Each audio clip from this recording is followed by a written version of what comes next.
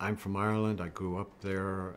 We both lived in New York City. We had a mutual friend who just thought the two of us would be so good together.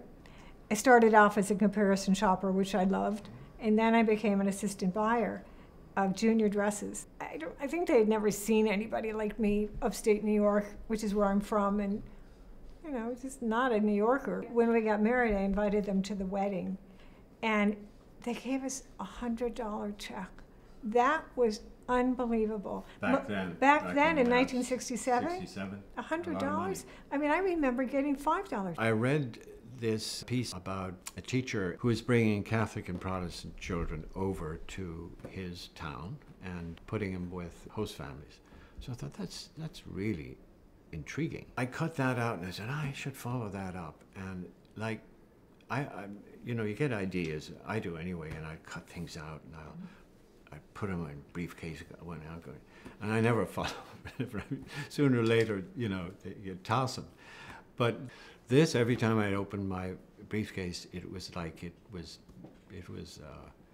burning a hole in the briefcase. It wanted attention. So what that we lived in the suburbs and had 4 children, and you know, I had a catering business and he had a full-time job. We just didn't even think of any of those obstacles. What touched us was the children. They lived with violence and threats. So we decided that we would try to give them a break and show them a little slice of a normal life. The idea was to get them to mix during the summer with soccer games and baseball games and picnics. Most of these kids had fathers who didn't work. Some of them never worked. One of the things we wanted to do was have them experience getting up in the morning and going to work, actually working. These were 15, 16-year-old kids. So we got them jobs in park districts, and at the end of it they got paid some pocket money. They got a taste of what it's like, because they would say about the American kids, hey, you know, these kids work, they know they work, and they've got money, and they can buy bikes and you know, stereos and so on. So it gave them a little bit of exposure to good old capitalism. And we were all volunteers, and now Rob had a full-time job, thank heaven. I mean, we needed it for our family. So he would work all day and then come home, and I'd work all day in the basement in between, you know, taking care of my children and my catering business.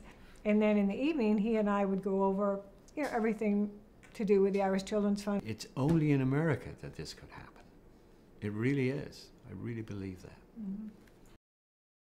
Diana's worked since she was 12. I've worked just 50 years, actually. When we got serious about retirement, it was age-related. I mean, I was, you know, in my 60s.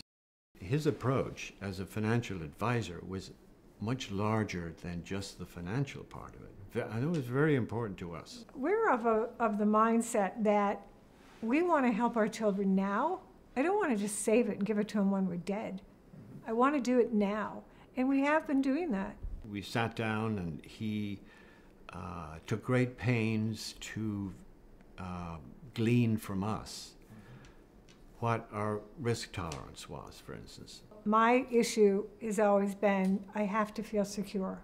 I just have to know that we have money there that will pay our bills and yet provide us a nice lifestyle. The home we live in is very comfortable, and it's what we want, just to be comfortable. We think we're very blessed. I really do. I do feel very thankful that things have worked out. It's a huge job to plan that for someone. And we don't have the tools, or we don't have the desire to do it.